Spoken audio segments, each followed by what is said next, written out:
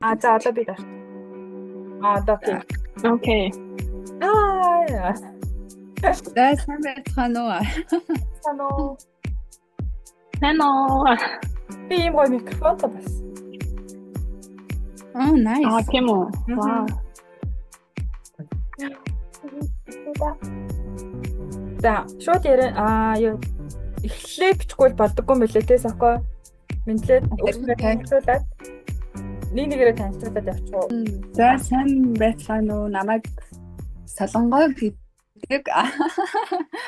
Би бас нэг герман нэртэй болчихлоо юм шиг. Харин тийм юм шүү. Натали Хаха. өөр ямар ч нэр юм тий. Мэдгүй гадаад нэрээ Кристина гэж.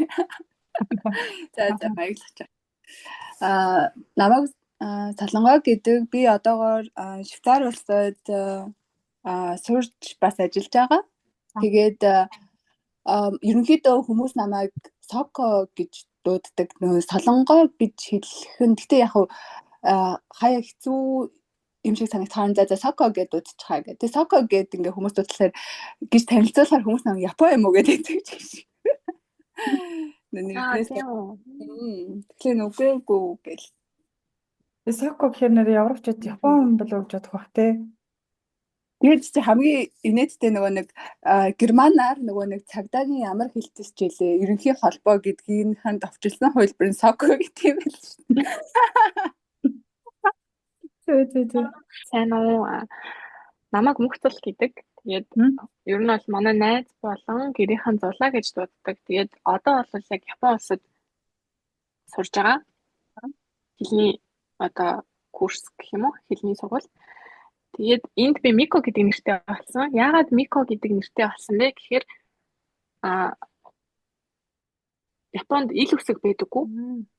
Зөө. Ил үсэг байдгүй учраас миний зулаа гэдэг нэрийг нөгөө японочууд хэлж чадахгүй учраас би ингээд өөртөө өөр нэр бодож болох шаардлага гарсан байхгүй. Тэгээд ангидаа сууж ирсэн чинь миний нэрийг хэлж чадахгүй болохоор би нэг 2-3 минутын дотор Мико гэдэг нэрээ бодож олоод тэгээд Мико гэж намайг дуудаарай гэж ер нь бол энэ нэрээ олсон байт юм аа. Тэгээд Японд байгаа учраас Мико гэдэг нэрээр явчаа гэж бодож байна. Мико гэдэг гоё сонсогдож байна. Тийм ээ.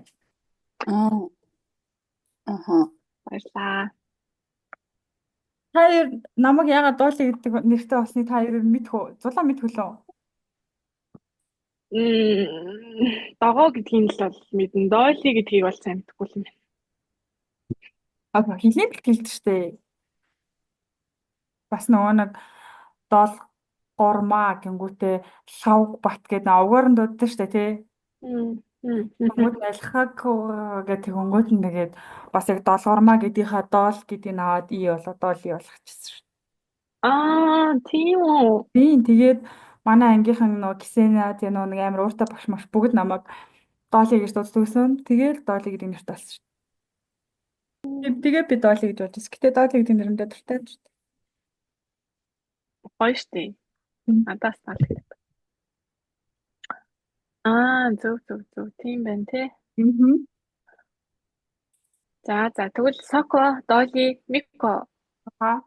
Мэдчихэж байна. Өнөөдрийнхөө ярианы сэдвүүгээ шууд орцгоё. Тэгээд подкастаараа одоо яг ихний уйлрлаа. Тэр чигтээ ерөнхийдөө нэг яг эмэгтэйчүүдтэй холбоотой тэгээд бидний өдөр тутамдаа хийдэг үйлдэлүүдийн тухай бидний сэтгэл зүй мэдрэмжийн тухай ярилцъя гэж шийдсэн. Тэгээд ер нь эхнийхээ уйлрлыг тэр чигт нь шопингтай холбоотой бай гэж ярьсан. Тэгээ яг энэ сэдвийн дагуу манай хамгийн эхний сэдв маань брэнд гэдэг сэдвээр эхэлж гин. Тэгээд ялангуяа брэнд гэдэг үг бол нөгөө нэг монголчуудын хувьд бол маш ойлгомжтой үг байна.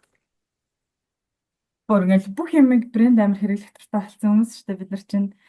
Тийм тэгээд яг энэ сэдвээр бүгдээрээ ярилцгаая гэж бодлоо. Тэгээд хоёр яг брендийг яг юу гэж ойлгодог вэ? Бас тэгээд ямар ер нь брендийг яг тайлбар хоёрын хувьд яг брэнд гэж яг юу вэ? За Сокогоос эхлэх үү?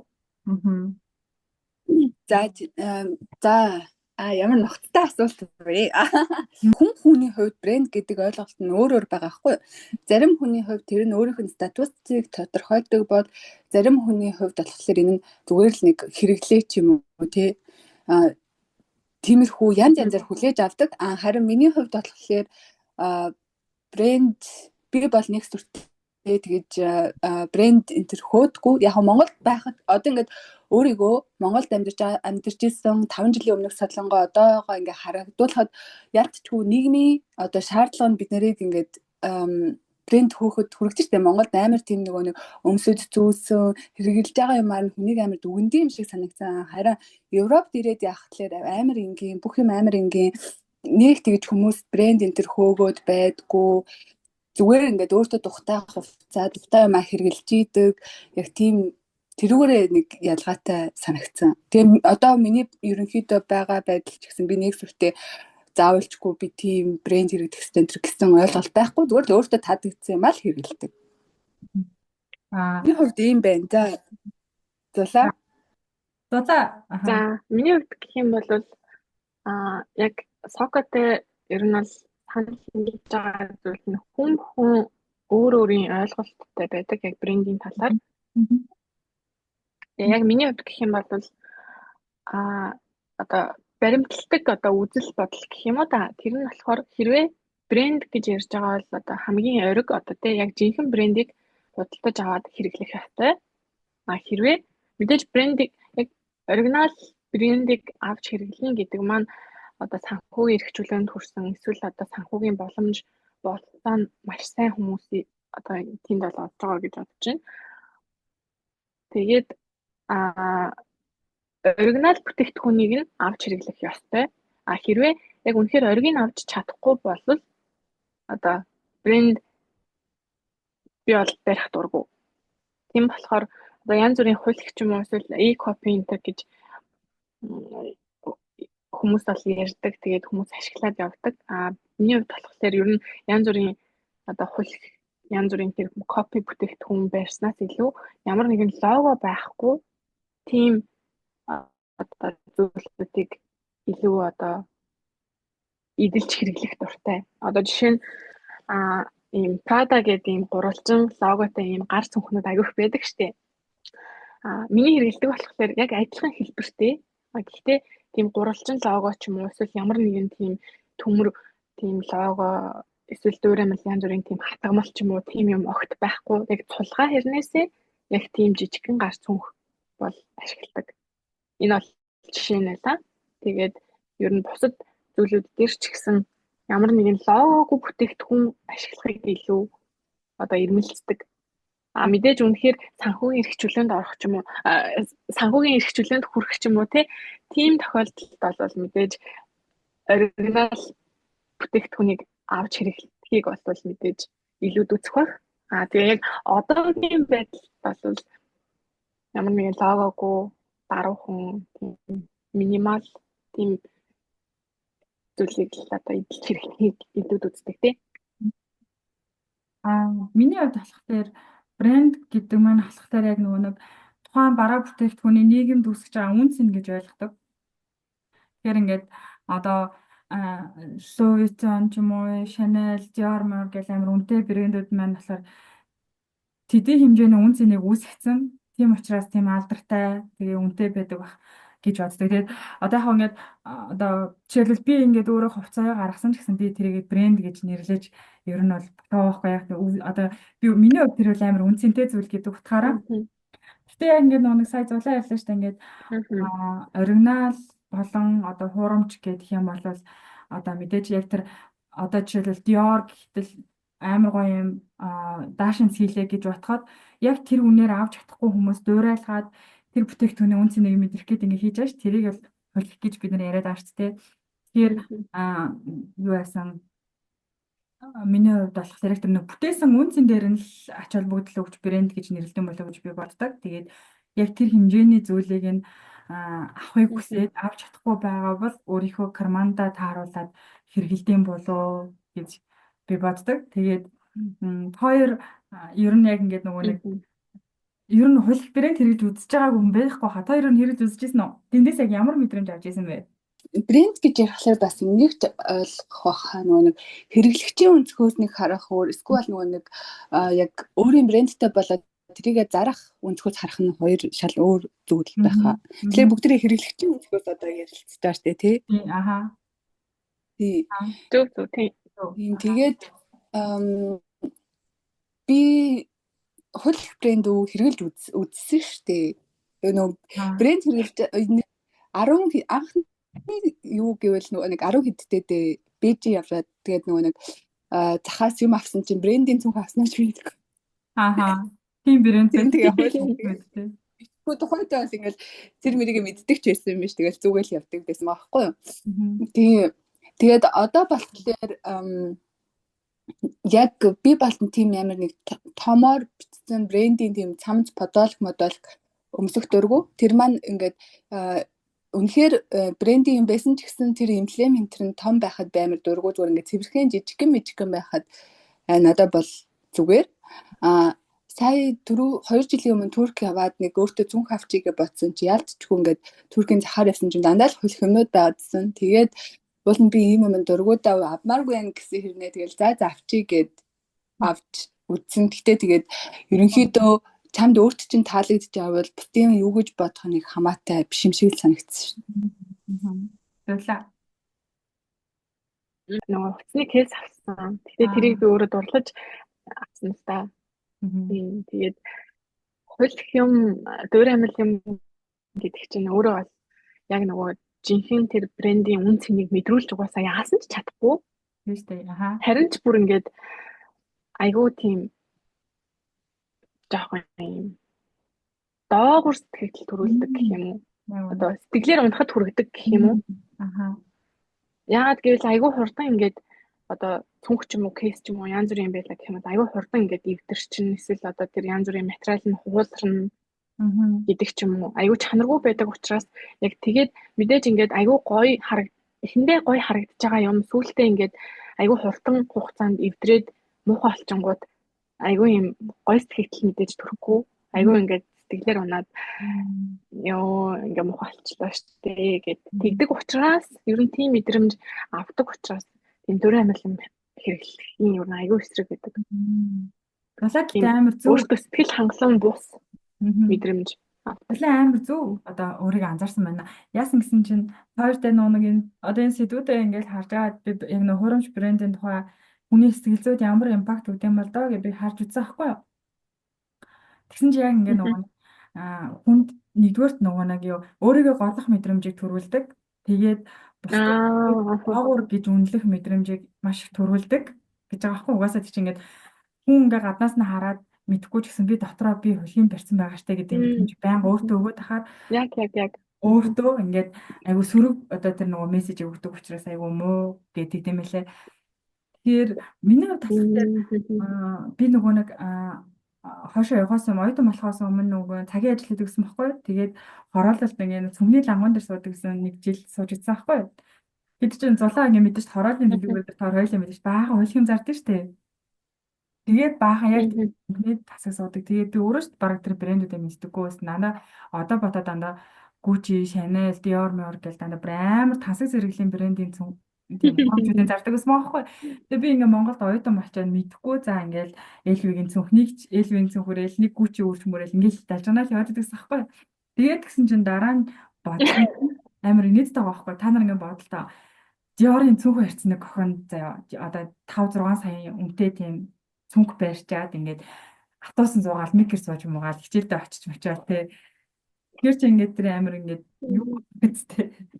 Хүн ингээд зүгээр ингээд мэддэг хүн ингээ харах юм бол амар тийм инээдтэй ч юм уу яг нэг тийм амьдралынхаа юунд зохицоогүй хувилбар юм шиг надад санагдсан. Дараа нь яг тийм өөрийгөө бодсон чинь амар инээдтэй л байгаа байхгүй. Тэгсэн чинь дараа нь хойно Москвад байсан чинь хин блэ нэг нь нэг одоо бараг л нэг LV үрсээ яа одоо оюутны дотор байранд амьдардаг гэж мэдж гэлээ. Кубра хэллөө нэг амар үг гэлээ. Санаж нэг тийм одоо кубрач зөв юм хэлдэг л дээ. Ингээд ээлээ одоо хэдэн сая долларын цүнх өрчөнгүүтээ зүгээр л авшаагт амьдран гэж юу байсан юм бэ? Наа чинь зүгээр дөөрөмл нах мах гэж хэлчихдэг байхгүй юу? Тэнгүүд яг нэрээ тийм биш дээ. Тэгээд яг энэ бол нэг брэнд тэр юмны одоо үнс нь миний бусад амьдралын хэм маягтай таарж явах хэрэгтэй юм байна гэдгийг амар ойлгочихсон гэх юм уу? Тэгээд дараа нь өөртөө ингээд юм авахта Тийм. Гэхдээ сүүлд өнгөд ингээд нөгөө юм амар бацсан шүү дээ. Одоо юу хийм. Яг үнэхээр миний бүх юм ингээд амар гоё одоо жишээлбэл яг хангалттай жишээлбэл би нэг дизайнерын цүнх аваад өөрчлөх хэмжээний одоо санхүүтэй болцсон үедээ авахд бол асуудалгүй тий оригиналын би барьж чадж байгаа бас нэг талаараа тэр амар гоё байх бах бахархах ч юм уу тий миний санхүүгийн түвшин үдий зэрэгтэй хүрсэн би бол амжилттай явж нөгөө талаараа болохоор хэрвээ тэгж чадахгүй бол би бас яг нөгөө дөөрөмлийн ахын эсрэг байдаг. Гэхдээ би яг сүүлдээ энэ талаар бодсон. Юу гэхээр яг сайн нөгөө хэллээ шүү дээ. Одоо ийм үнэтэй брэнд одоо барьж иж яг тэрнтэйгээ дүүцэх үед одоо амьдралтай байх хэрэгтэй ч юм уу тийм одоо санхүүтэй байх хэрэгтэй гэд ер нь бол ихэнх хүмүүс бодож штэ. Тэр ихэнх хүмүүс нь гэхдээ миний бодлоор яг Монгол Орос хоёрын менталитет нь жоохон төстэй учраас ер нь айгүй нэг тийм гоё ганган юмнуудад амар дуртай тий. Мөнгө авахгүй ч гэсэн зээл тавиал ингээд булган шууг авч өмсөөл ч юм уу тий. Тэгдэг төрлийн гэхдээ бусад газруудад болохоор яг тийм тэгж одоо харах өнцөг бас арай өөр байдаг байх гэж бодсон.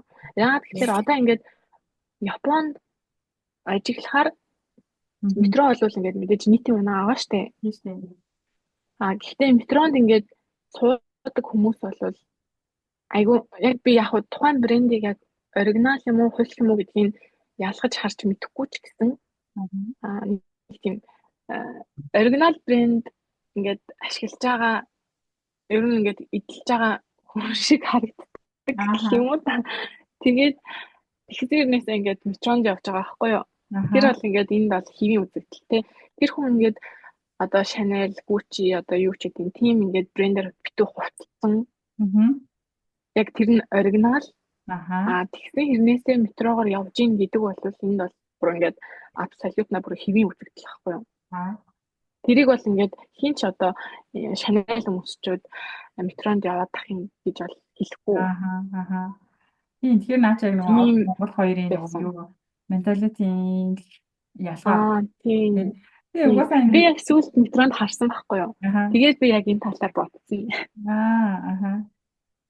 Тэгэнгүүт одоо ингээд тэгээ яг нөгөө нэг одоо жишээлбэл би ингээд юу гэдэг байхгүй юу? Монголд одоо ингээд хуулийн хэм зарах чинь юу л бусад оронд хуулиар хориод нь штэ. Тэгэнгүүт ингээд Монгол бүтээгдэхүүнүүд ингээд улаан зам зарангуудаа бүр тэрүүгээр ингээд баяжаад идэж хүмүүс бүр ингээд амар нүдэн дээр тэгэхээр надад бүр амар сонир санагдаад манайд ямар ч нэг хууль үйлчилдэггүй. Тэгээд дээрээс нь болохоор одоо нэг талаараа ингээд одоо жишээлбэл нэг гэдэг охин байхад одоо тэр эмэгтэй бол ингээд хуулийн хэм аавна уу, ориг юм аавна уу биднэрт хамаагүй тэр хүний өөрийнх нь асуудал л та. Гэхдээ манайх шиг юм ус ам гэдэг нь амар их хэмжээгээр хуулийн хэм үйлдвэрлэж байна гэдэг чинь цаанаа нөгөө нэг за дэлхийн эдийн засгтаа бодох юм бол амар томхор хүмүүст авахгүй ер нь бол тиймстэй маш хямдхан бүтээгдэхүүнийг хэмжээгээр үйлдвэрлээ тэгээд амар хог хаягдл маш их гарна гэдэг ч юм уу. Тэр талаараа бас бодож үзэх юм бол би яг тийм одоо дөөрөмөл брэндүүдийг бас тэр талаар нь айгу юу гэдэг эсэргүүцдэг нэг шалтгаан бас тийм маш хямдхан одоо нөгөө нэг зардлаад тэр чинь гарч байгаа штэ. Нөгөө талаар ч гэсэн тэр одоо нөгөө нэг жинхнийхээ бас ард нэг хүмүүс юм хийж лашгүй гэдэг тэр хүмүүс үсгэж байгаа юм шиг те. Тэгж бодогдоод тэр хөдөлмөрийг үнэлэхгүй. Тийм. Тэгж бас би боддоо ш. Тэгэхээр яаж би ингээд бүр ингээд яг өөрийнхөө хэрэглээний хувьд л айгуу дургу юм байна. Нэрээ мó. Нэрээ мó. Сүүл нэг хин нэг утасны кейс авсан санагдаад байна. Яа кейс авлаа? Тийм шүү дээ. Тийм. Уруулын бодолтой. нэг роудing кейс тий. Чи $250 гэсэн байхгүй. Нэг аав гэхдээ нөгөө юу нь таараагүй. Нэгдүгürt миний утасны марк нь таараагүй. Тэгэхээр яг өөрийнхөө юг тааруулж авсан мэт тий. Тэгээ захиалсан жилдээ буруу хүрээд ирсэн л байхгүй. Тэгээд хоёрдугаарт гидэх юм бол газ юу л аим. Яг нэг тийм мэдрэмж төрсэн. За би хаштаг $250,000 оргин авч чадахгүй юм чинь зүгээр энэ хямдхныг хэрэглээд үзвэл ямар хэдэм бол дог авсан байхгүй юу? Зүнхээр л дэмий байсан. Ерөнхийдөө сүүлийн би нэг тэгж худалдаа авах тгийг амар үзсэн шүү дээ.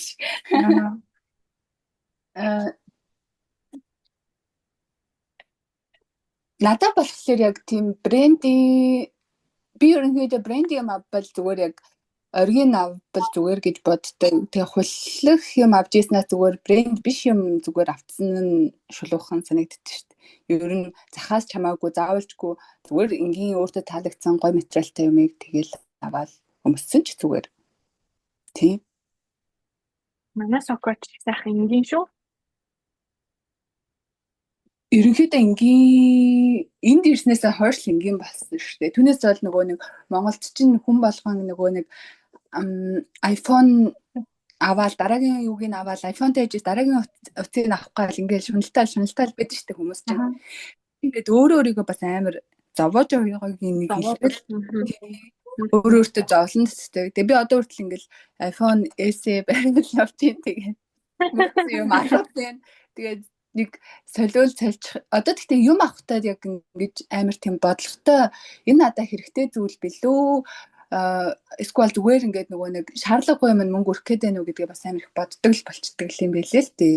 Хэрвээ би энийг аваад гээд өөрөө бүгдийг зохицуулж байгаа учраас тий. Харин тийм. Тэр ерөнхийдөө худалдаа авалтан дээр тэгэж амар их анализ хийдэг л. Зарим хүмүүс ч юуж бодлого авчдаг штэ тий. Тэнгүүд би болохоор за би юм авах шаардлагатай тэгээд ингээд жишээлбэл би одоо iPad авъя гэж амар удаан бодож байгаа байхгүй. Энэ надад яг юунд хэрэглээ би яагаад би нэг хүсэж байгаа юм лээ гэж амар их бодоод. Тэгээ одоо ч аваагүй л байж байна. Би бүр iPad авах гэж бүр хэдэн дэл бодсон юм чи. Хоёр ингэж боддог уу? Ингээ зарим хүмүүс тэгдэж шүү дээ. Өөрийнхөө амжилттай явж байгааг, өөрийгөө чадж байгааг, өөрийнхөө өмсөж хэрэглэж байгаа, эдэлж хэрэглэж байгаа машин, одоо хувц сунар бүх тэр зүйлсээрээ харуулах гэдэг хүмүүс эдэн шүү дээ. Хоёр ер нь тэгэж амжилтаа яг заавал нэг тийм брендээр ч юм уу харуулахыг ер нь юу гэж боддог вэ? Би хэлчихв. Аха. Тэгээд ингээд амжилттай хэрвээ явж байгаагаа хүмүүст харуулмаар байх юм бол би бол шорт бодолтой хүмүүсээ тавч хүмүүс байл.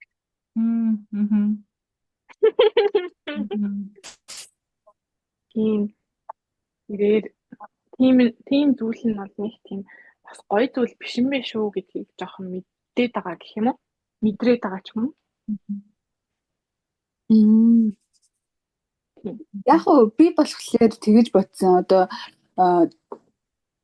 яг хувь хүний өөрийнх нь юу л дээ харуулаад тийм тэрэн гэхдээ яалтчгүй худалдаа авалт брэнд гэдэг чинь амар сэтгэл зүйтэй холбоотой байгаа байхгүй юу? Одоо жишээлбэл дутуугийн комплекс гэл тий.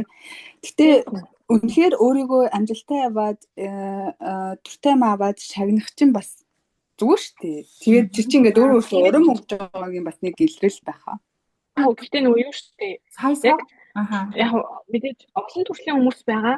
Тэгээд маш олон төрлийн хүмүүс байгаа. Гэхдээ яг гурлаа яг нөгөө өөрсдийнхөө туршлагаас ярьж байгаа учраас яг сокогийн хувьд юу вэ гэдэг нь юм уу? Одоо яг тэгэж бусдад амжилттай явж байгаа харуулах уу? Брендер хэрэглээ. Тэр тэгтээ надад амар хоёр талтай юм шиг санагдсан заяа. Нэгт яг дундыг баримтлах хэрэгтэй юм шиг санагдсан. Одоо ингээд Монгол бол одоо ерөнхийдөө ингээд Монголын нийгэмд болохоор би ийм брэнд өмсч чи намайг хаармаар гэд ер нь тэрийгээр харуулахыг хүсдэг штеп. Тэнгүүд ингээд Европт болохоор амар даруухан ерөнхийдөө нэг тэгэж амар яадгүй. Тэгтээ хүмүүс хардаг байгаа байхгүй юу? Тэнгүүд хэрвээ ингээд одоо өөрийгөө хийж чадсан юм ингээд өөрийгөө шагнах хэрэгтэй. Тэгээд ингээд одоо тэрийгэ үнтэй ямар ч гэсэн хаяа ерөнхийдөө ингээд шагнажаа хэрэгтэй. Яагаад гэвэл чи энэ зүйлийг хүртэх хэрэгтэй гэдгээ өөртөө бас ингээд одоо мэдрүүлэх хэрэгтэй мөлий. Тэгэхгүй бол бихит минималист эсвэл бихит амар тийм мөнгө харсан гэхгүйгээр яг дундыг баримтлаад явж явах юм шиг санагдсан шүү. Мексикогийн хувьд уу? Тийм одоо дуртай юм байвал аваад тэгэл хэд бүр амар минималист би тийм юм хэрэгэлдэггүй гэхгүй зарим хүмүүс брэнд гэхээр амар тийм нэг дургу байдаг штэ. Тийм биш чадвал дуртай байвал хэрэгэл гэтээ бас ингээд одоо яг минималист яг ингээд заавалжгүй тийм амар тийм лаг байх хэрэгтэй биш яг ингээд дундыг баримталсан л нэг тийм. Тэгвэл ингээд хит ингээд би ингээд тийм брэндээс хол би амар ингийн ингээд нөгөө нэг энэ Европын хайрцагт орчихлоор өөрийгөө тийм үнэтэй зүйл хэртэх ирэхгүй гэд ядж байгаа байхгүй юу? Хайрцагч байгаа байхгүй юу? Тэгхгүйгээр бас ингээд өөрийгөө шагнаад ингээд чин зүйлийг хүртэх хэрэгтэй шүү гэж бас өөртөө ингээд мэдрүүлэх хэрэгтэй. Гэхдээ тэр нь ингээд бүр давмгаалал бүр ингээд брэнд хөрсөн лаг тэгж харуулах бас биш. Намайг юу хэлэх гээд байгааг ойлгож байна уу? Тогийн би ингэж батсан. Сая Соко нөө дутуугийн комплекс гэж тэгсэн шүү дээ тий. Жишээлбэл бага насндаа авч үзээгүй авахыг хүсдэг байсан тэр зүйлүүдээ одоо ингээ мөнгөтэй болохоор нөхөж авч байгаа тийм юм амирх байдаг байхгүй. Ялангуяа манай миллениал тийм худалдаа авалтад айгүй хийгддэг гэсэн судалгаа байсан. Энэ болохоор яг үнэн заяа. Чин би одоо надад ингээд жоохон бахта би өмсөж үзээгүй Adidas-ийн пүүцний загвар энэ жил модонд орохгүй юу? Puma хоёрын. Би яг ингээд өсвөр насндаа яг тэр яг анх мод болоод тэр үед би авч чадаагүй. Тэгээ одоо бол би аавна гэж бодож байгаа байхгүй жишээлбэл. Тэгэхээр чи нөгөө юм өөртөө авч өгөх гээд байгаа шүү дээ. Тэгээ энийг бол би гэхдээ нэг буруу гэж би боддоггүй. Яг угаасаа л боломжтой бол би авч өгнө гэж боддог. Гэхдээ энийг бусдад одоо нэг гайхуулаад флекс гэдэг үл англиар тий. Тэгээд тэгэж бол нэг хэрэгэлдэггүй. Би ер нь хэрэглээ гэдэг чинь гайхуулна гэж бол одоо амжилттай яваа гайхуулж аавна гэдэг юм бол айгуу дургу. Одоо нэг ихэнх реклам ийм подтекст явдаг шүү дээ. Амжилттай яваа хүний хэрэглээ, амжилттай яваа хүний аз жаргалтай хүн гэж амар тэгдэг шүү дээ тий. Хүнийг одоо та энийг л хэрэглэж юм бол та хүмүүсийн нүдэнд айгүй амжилттай явж байгаа юм шиг харагдах юм байна мэн гэж рекламдаад. Би тэрэнд дургу. Тэр нөгөө дутуу багийнхаа авч чадаагүй юм аа бол нөхөж авч байгаа гэдэг маань үнэн. Хоёрдугаар брэнд дээр нэг юм одоо хэрэглэн дээр надад нэг амар анзаарчихсан зүйл нь ийм байсан. Би өөрөө амар хямдхан юм маш их юм авдаг гэсэн баггүй өмнө. Тэгээд одоо зүгээр ингээд хямдхан ингээл зүгээр ингээл загвармгоо ярагдаад ч юм уу эсвэл яг тухайн үед надад нэг юм носон цамц хэрэгтэй бол шууд ингээл 20-30 мянган төгрөгөнд ингээд авчдаг тийм байсан баггүй юу. Тэгээ одоо ч гэсэн гэтээ тэгэл хямдхан юм авдаг л. Гэхдээ ийм зүйл анзаарсан. Харамч хүн хоёр төлнө гэдэг дээ шүү дээ тий. Тэгэнгүүт нэг үнтэй тэгж чадахгүй. Гайгүй одоо жишээлбэл өвлийн хүртгэн дээр би ингээд амар анзаарсан баггүй. Монголд ингээд өвөл амар хүтэн байдаг шүү дээ. Тэгээ би даарах амар дургу. Тэгээд мэдээж би ингээд шүүп мөв бол ингээд одоохондоо миний хэрэглээ биш байгаа байхгүй. Хүн чинь өдөр тутмын хэрэглээ тохирсон сонголтоо л нь шүү дээ. Тэгмэд за одоохондоо бол би тийм амар юм бол өмсөж чадахгүй маань гээд. Тэгээ куртэг жишээлбэл ингээд сонгох болсон чинь зүгээр л нүрийн гаруу их найд гэдэг ч юм уу худалдааны төвүүдээр 600-700 мянган төгрөгийн өөр нэг юм бэлттээс ямар ч брэнд биш тийм курткнууд байгаа байхгүй 600-700 мянга гэж байгаа. Тэгэнгүүт би ингээд нөгөө 8 сард ч юм уу одоо сизонны хямдрал бас үед нь шүү дээ. Тал 50%, 70% брэндүүдийн хямдрал Америкт болж мэлж байгаа. Яг тэр үеэр нь тэгэж авах хэрэглээнд нь амар нөгөө ухаалаг худалдаа авалт болчт юм лээ. Тэгээ би бүр тэрэнд амар утга учир өгдөг болсон. Яагаад тэгэхээр нөгөө би хямдхан тэгээд биш амар үнэтэй авч хямдхан биш болсон заяа Монголд одоо юмнууд айгүй үнэтэй. Тэгээд тэрийг ингээд дуулах юм биш. Тэгээд дараа жил нь дахиж сольж авахаар яг юм сайн чанартай тийм брендийн юмнаг хямдралтай үнээр нь авах юм бол бас ухаалаг худалдаа авалт юм байна да гэж би бодсон. Тийм. Тэгээд энэ дээр миний хэлчихсэн юм юу вэ гэхээр би болохоор нөгөө одоо өөрөө хөдөлмөрлөөд мөнгө олоод тэгээд яг нөгөө харамч хүн хоёр төлнө гэхээр чинь ер нь айгүй баян хүн болж таарж байгаа байхгүй юу яг үнэндээ тий. Яг хямдхан мадлаа нөгөөх нь эвдэрлээ дахин хямдхан мадлаа гэхээр чи ингээд айгүй их мөнгө өргөдөж байгаа. Тэгээд яг өөрийнхөө хөдөлмөрлсөн мөнгөөр айгүй гоё чанартай хувцснуудтай болоод ингээд минимал бай гэж нэг хэсэг ингээд бодоод ер нь одоо ч гэсэн яг ингээд хичээлтэй гоё ингээд чанартай юм аваад тэр нь хитгэн ингээд байвал гоё юм байна гэж бодож исэн боловч яг эн чинь гэхдээ эмгтэй хүнд ингээд айгүй хэцүү билээ. Тэгэхээр яг сүүлд бодсон нь ингээд яг чанартай юмнууд нь яг одоо гол юмн дээрээ байдгаараа байгаад гутал ч юм уу тий одоо гадуур өмсдөг юм ч юм уу тэгээд яг одоо палаж ч юм уу эсвэл одоо ийм тийм байнга одоо өдөр тутамдаа сольж өмсдөг хувцснууд бол айгүй олон яг минимал байх боломжгүй юм байлээ гэдгийг амар сайн ойлгосон гэх юм уу. Яг эмэгтэй хүмүүс учраас ингээд хаяа ингээд гоёх ч юм уу ганглах ч юм уу тийм тохиолдлууд байдаг учраас яг бидний шүүгээ ингээд айгүй их ингээд дүүрчдэг. Яг үнэ хүсэж байгаа юм болохоор ингээд минимал хэдхэн хувцастай баймаар одоо чанартай хэдхэн хувцастай ингээд тэрийг идлээ тэрглээд ингээд амьдраад явмаар байгаа боловч яг эмэгтэй хүн болсон хойно ингээд гоёж гангалахын тулд ингээд нүдэндээ харагдсан гоё юмнуудаа ингээд аваад ангууд шүүгээ ингээд айгу дүүрчдэг. Тэгээ ер нь бол яг миний хувьд бол минимал байж чадахгүй юм байна л гэж бодсон. Тэгээ нөгөө нэг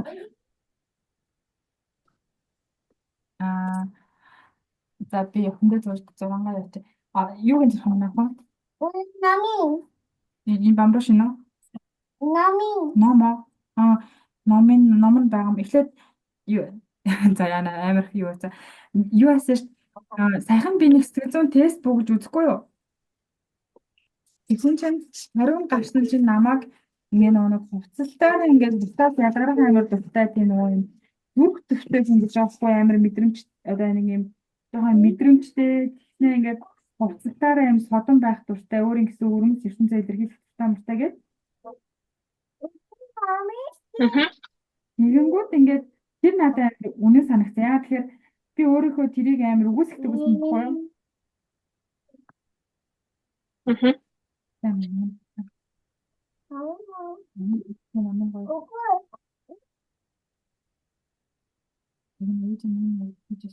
Эбигээр авч зурж идэх үү? Үгүй имээ татахгүй.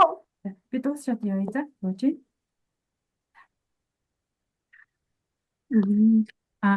Тэгэнгүүт юу асан яг зулагийн хэлдгээр би ингээд одоо өдөр болгоны миний vibe өөр биш үү? Mood ч юм уу те.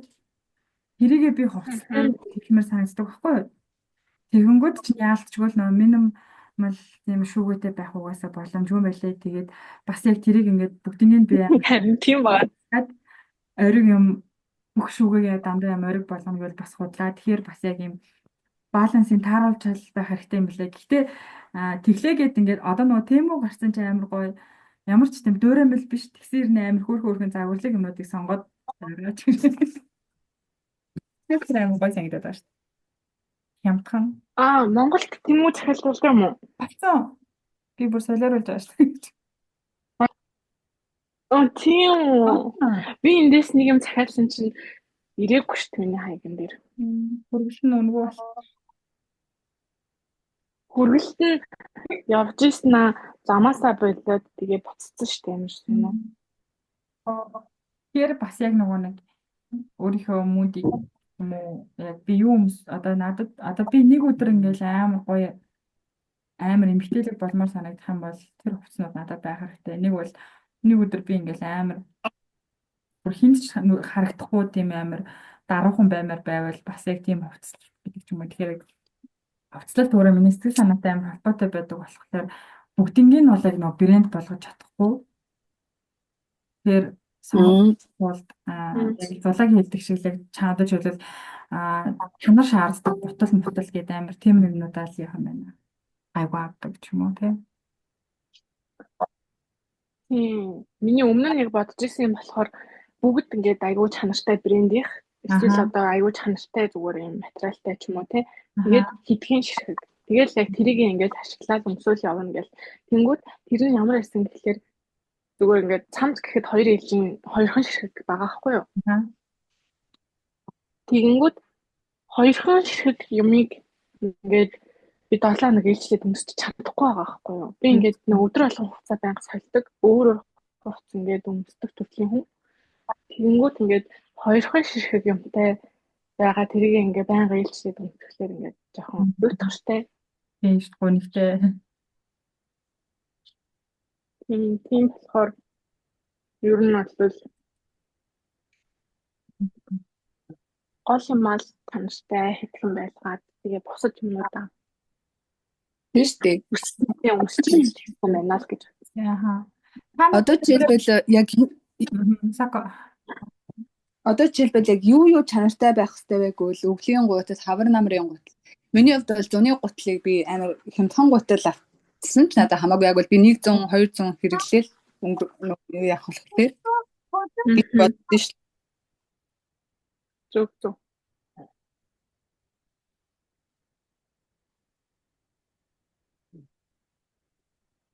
Яг юу хэлчихсэн бэ? Би та хоёрт нөгөө нэг яг хэрэглэж үзхийг хүсдэг тийм брэндүүд байдаг. Одоо жишээлбэл би ингээд хангалттай хэмжээний яг орлоготой болчих юм бол би заавал тэр брендийн юмнуудыг хэрэглэж үзнэ гэсэн тийм юу байдаг. Одоо хүсэл байдаг. Dyson-ы ус. Тийм ээ. Тэр юу гэнэ? Dyson-ы нөгөө усны юу? Тиймсүү. Гэтэ баг би нэрэ Монголоос амар хямдхан нөгөө нэг ингээд унтаж болдог зүгээр ингээд хавчаа тэмүүтэ үсээ ингээд тальд ороочдөг юм авсан байхгүй юу? 20 мянган төгрөгөөр. Тэгээд чи үсэн чинь миний ус амар гой бүрж байгаад тэгээд би бүр ингээд хайч майч хэрэглэхгүй үсээ гимтэхгүйгээр тэгээ бүржилгаа сурцсан тийм. Тэгэхээр одоо баг Dyson хэрэглээч ялгаа байхгүй юм байна гэж бодсон. Энэ амар зэм. Та нар бүгдээрээ Dyson талах хүсдэг гэсэн чинь чатан дээр би тийм гэсэн чинь надад байгаа ш. Тэгэхээр хүн хүний яаж байгаа л өөр юм дааж. Юу гэнэ? Юу хүсдэг вэ? Та нар Dyson-тай болохыг тэгж хүсдэг юм уу гэхгүй юу? Oh my god, Dyson гэж баг мэдэхгүй мэн. Dyson гээ одоо яг тренд болоод байгаа усны юм сенс ус ороод усны хайж нээж бүрдлэхгүй юу зулаа. Короче За oh my god. Сая $500 $500 Монгол мөнгөөр 2 сая төгрөгийн үнэтэй. За. Тэгсэн чинь Айна байхгүй болмоор гэсэн чинь надад байгаа ш. Тэгтээ хүн яаж байгаа өөр юм да гэсэн аахгүй юу? Хүмүүс Ямар зүй.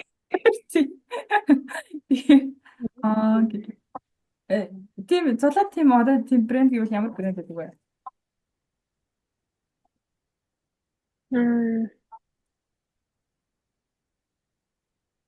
Ер нь бол зүгээр бүхэл брэндүүд гоё л гэж боддог. Тэгээд өөртөө онцлогтой. Тэгээд яг оригиналыг нь авч хэрглэж чадчихвал бүхэл брендийг авч хэрэглэнэ гэж боддог. Яагаад ингэж асуусан бэ гэсэн чинь нэг сая хоёрт ярьжсэн чинь магадгүй нэрээ ингэж брендийг хэрэглэж үзэх нь тухайн хүний амар том мотивац болт юм болов уу гэж бодохгүй юу? Тэрний чинь төлөвлөлт шаардлагатай болно ш тийм үстэй.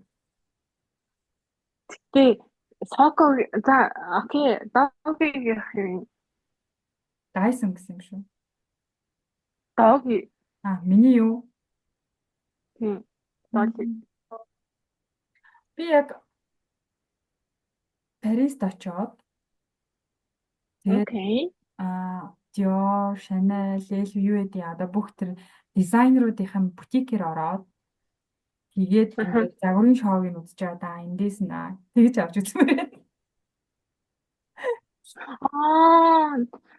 Бас гоё одоо 4 сарын Dior-ийн шоу болж шүү. Харин тийм яг тийм фэшн шоунд нэг болж үзэж байгаа. Тэгээ нэг талаар ингээд амар гоо тийм мотивашн болсон байгаа ч шиг. Тийм ээ. Наач бас гоё. Тэгээ нэг амар фэшн шоу үзэх юмсан гэж боддог. Хоёр тэр нэг бид чинь ингэж орж олдох юм байлээ шүү дээ. Тийм урилгатай хүмүүс л ордог хоо. Тийм.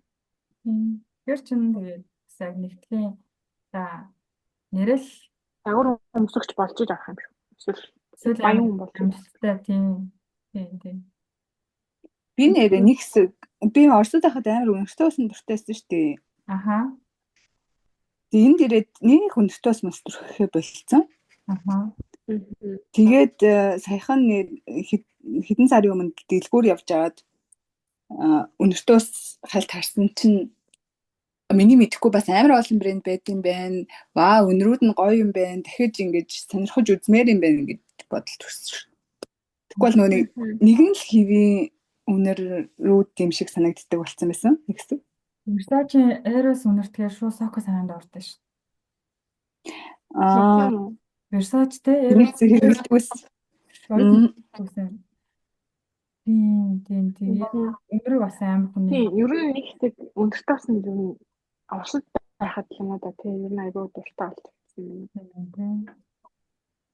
Даан тэгээ хүүхдүүд гаргаад төрөөл ээж уснаас орсон өмчтөөс гэж хоббилсан шүү дээ нөө. Хүүхд танаа төрхөөр өмчтөөсний өнөрөнд болон танаа. Тийм. Ер нь бол өндөртөө усыг тэгээд яг зөв яг тухайн соёлынхаа дагуу хэрэглэх юм бол зүгээр болохоос биш. Яг хүмүүс нөгөө хэрэгжилж мэддэггүйгээсээ болоод ингээд усанд орж байгаа юм шиг шүртдэг. Тийм. Тэр нь бол стандарт нь яг ер нь бол байж болох хамгийн өнөртөх хэмжээ нь юу юм бэлээ ш та. Хүн чамайг твэрхэд л өнөртөж явах хэрэгтэй юм билээ ш дээ. Тэр сонсч байсан. Тийм хамгийн дотны хүн нь өнөртөх хэмжээнд 20 см-аас дотгошоо ингээд өнөртөж явах. Тэр чинь хамгийн дотны хүн нь мэдээд ойрхон байх байж юм шүү дээ. Тэгээд Доли чи төрсний дараа нөгөө нэг чиний үнэрлэх систем чи өөр болсон юм шиг санагдсан уу? Болсон. Аха. Хурц юмны үндийг би бүр яг нөгөө нэг амар нарийн мэдрэг үнэрлэлтэй болчихсон шүү. Харин би бас яг ингээд нэг үнэртөө бас байж агаад төрсний дараа тэр үнэртөөс юусэн надад таалагдхаа болчих шүү. Бүр ингээд толгоо өвдүүлээ. Тиймэрхүү өөрчлөлт бас гардыг л. Юмыг амар детальчилж үнэртдэг. Тэгээ надад яг өөрт юу санагдсан гэхээр төрсний дараа би яг нөгөө нэг юу яд шүү. Twilight дээр нөгөө нэг гол дөрөх нэмэгтэй яг нэг зомби болсон чинь нэг юмыг амар мэдэрдэг болчихдээ шүү дээ тий. Яг тэрэн шиг шууд санагдчихжээ. Юмны өнөр мөндрийг айгүй нэрдэг болчихсон. Тийм үү. Төрсний дараа юу? Тэгээ надад бол төрсний дараа мэдрэгцэн. Одоо хүртэл ингээд би ингээд деталь бүрийг амар өндөрлөдөг. Тэнгүүд ингээд гаднаас одоо нэг Улаанбаатар чинь сүүлийн үед айгүй хүмүүс өнөртэй байгаа байхгүй юу? Манай бодом нөхөр ерөөсөн өнөрлөхгүй тийм аа бүр чи гамриттай болсон юм биш үү гэж. Тэгээд амар нэр өнөрлөв. Зөв. За тэгвэл тиймэрхүү хэдүүлгийнх нь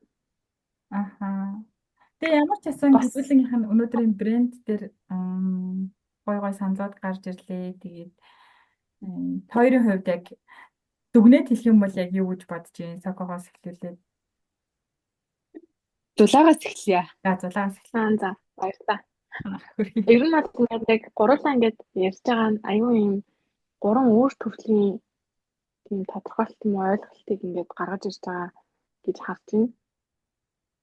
Яг брендинг талаар Сокогийн хувьд гэх юм бол яг явж байгаа яг өөртөө дуртай таалагдсан байх юм бол тэгэл яг брендийнхэн байна уу эсвэл яг брендийнх биш байна уу тэр зүйлийг бол авахд бол хамаагүй гэж штэ. Тийм. Тэгэнгүүт миний хувьд болохоор яг оригиналыг авч чадахгүй бол би копиг нь бол авахгүй. Яасан ч авахгүй гэдэг төрлийн юм баггүй юу. Тэгээд яасан ч авахгүй учраас зүгээр логогүй энгийн гэхдээ материал нь сайн тийм идлээд явах нь бол надад бол таалагддаг гэж харж байгаа. Тэгэхээр догигийн хувьд болохоор яг хямдхан юмнууд бол аягүй их авдаг байсан. Гэхдээ бас чанартай юмнууд нь хэд байгаад хажуугаар нь хямдхан юмнуудаа бол ингээд хэрэглээд явхад бол зүгээр гэсэн шүү дээ тий. Тэгээ нэг брэндүүд чинь дотроо нөгөө нэг юм зэрэглэлтэй байгаа шүү дээ. Бүрэн зэрэглэлэн, limited edition, эсвэл дунд зэрэглэлэн гэдэг ч юм уу. Миний хувьд бол Нэг юм дунд зэрэглэлийн тэгээд нэг гайгүй чанартай брэндүүдийн юмнуудыг бол бол нэг буруудахгүй гэж би боддог болсон. Тэгээд заавал яг дизайныхаа үед үнэтэйг нь биш зүгээр яг харж байгаа гэх юм нэрсэн үеэр ч юм уу хэрэглээнд аль ухаалаг хөдөлთა авалтаар харж зүгээр юм шиг надад санагцсан. Тэгээд мэдээж ингээд амьдралын чанар дээшлэх тусам би яг ингээд хэрэглээ өглөөд ирэх байх гэж бодож байгаа. Тэгээ бүр Парис яваа загварын шоу үзэж байгаа тэндээсээ хувц авдаг болох хаа гэж мэдэж байна. Эрүүл батар шиг тэгээд яг дүгнэх юм бол ингээд гурвангаас нь аюун юм сонирхолтой бөгөөд өөр үнцнүүд гарч ирж байгаа нь яг өнөөдрийн хамгийн гоё яриа болж чадлаа гэж бодож байна. Тэнгүүд бусад хүмүүсийн мэдээж ойлголттой бол өөр байгаа. Тэгээд яг энд бол яг гурваас төслийн хуваалцж байгаа учраас аюу гоё чанартай тодорхойлолт ойлголтууд гарч ирсэн гэж бодож байна.